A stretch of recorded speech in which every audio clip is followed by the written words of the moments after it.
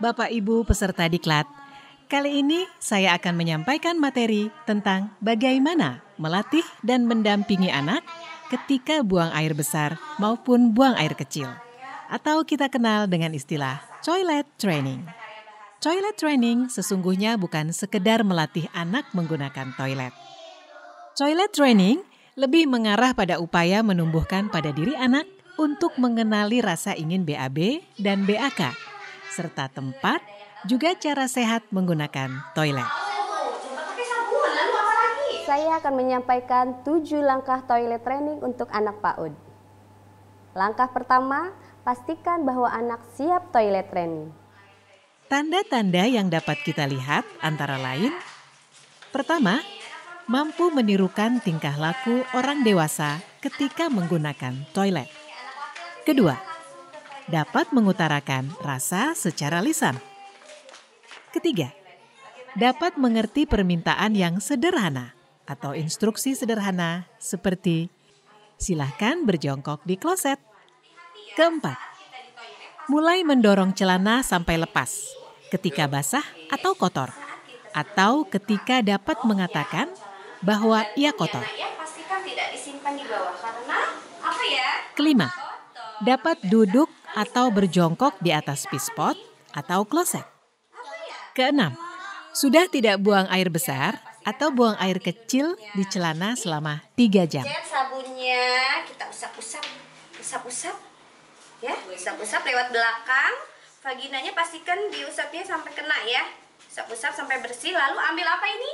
Semprot. Kita semprot, kita cuci pakai air secukupnya. Dan ketujuh, mulai meneliti anggota tubuhnya. Toiletnya tidak boleh. Kenapa ya tidak boleh ke toiletnya? Nanti mampet. Pintar. Nah, kita pakai lagi, jangan lupa sebelum keluar kita pastikan sudah memakai celana atau roknya. Jangan sampai keluar belum dipakai roknya atau celananya, nanti auratnya terlihat. Pastikan betul pakainya ya sampai rapi. Langkah kedua, siapkan diri serta peralatan yang diperlukan. Pertama, pendidik perlu komunikasi dengan anak sesuai tahap perkembangan anak, penuh dengan sungguh-sungguh dan kesabaran, serta memahami cara memotivasi dan mengajak anak secara kreatif. Kedua, hindari hal-hal yang dapat membuat anak merasa tidak nyaman. Ketiga, pendidik perlu memastikan bahwa terdapat pispot atau jamban yang ukuran dan bentuknya cocok untuk anak, sehingga disukai anak. Perhatikan kemudahan untuk dibersihkan, keamanan, kekuatan, stabilitas dan desain, dan bahkan kalau memungkinkan, terdapat juga celana khusus untuk latihan ke toilet. Sudah selesai, kita nyalain, kita putar kerannya biar airnya apa sayang? Keluar. Langkah ketiga, bantu anak untuk mengetahui arah yang akan dituju dan cara untuk menyebutkan buang air besar atau buang air kecil. Pertama, anak dikenalkan tempat BAB dan BAK bersamaan dengan memberikan penamaan terhadap seluruh peralatan tersebut dan cara penggunaannya. Kedua, anak dapat juga dibantu memberikan nama secara tepat dan spesifik pada kegiatan BAB dan BAK. Misalnya, BAB dinamai EE dan BAK dinamai pipis. Ketiga, anak juga perlu diberi pemahaman tentang penamaan bagian tubuhnya.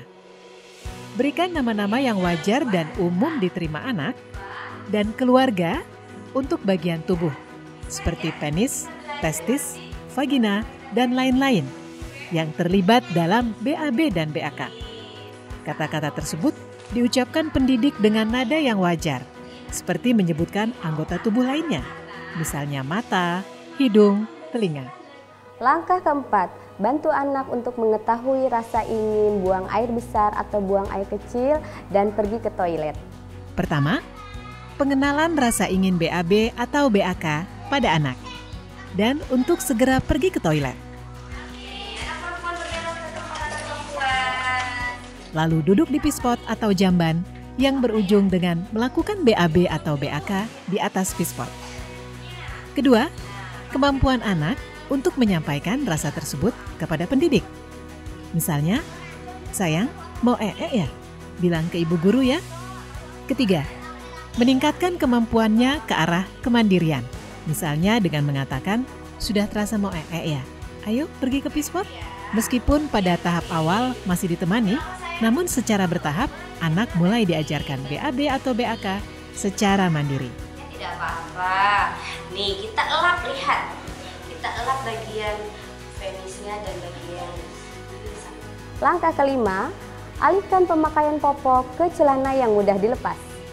Pertama, gunakan celana dalam yang mudah dilepas sebagai pengganti popok. Kedua, meningkatkan kemampuan anak untuk melepas dan menggunakan kembali celana, baik celana dalam maupun celana luar. Sudah bisa? Langkah keenam, basuh, siram, dan kenakan celana. Pertama, cara membasuh yang baik adalah dari depan ke belakang. Ini bertujuan mencegah kuman yang dapat menyebabkan infeksi saluran kencing. Perlu kesabaran dan kreativitas dalam memotivasi anak untuk membasuh sendiri. Kedua, menyiram kotoran di WC dapat berjalan dengan mudah atau sulit, tergantung pada keterampilan anak. Kenalkan cara menyiram sesuai dengan kloset yang digunakan. Ajaklah anak untuk menyiram hingga bersih.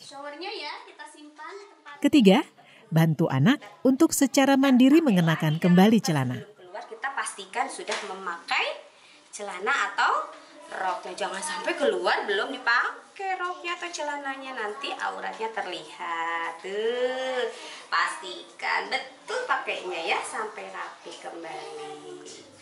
Langkah ketujuh, cuci dan keringkan tangan.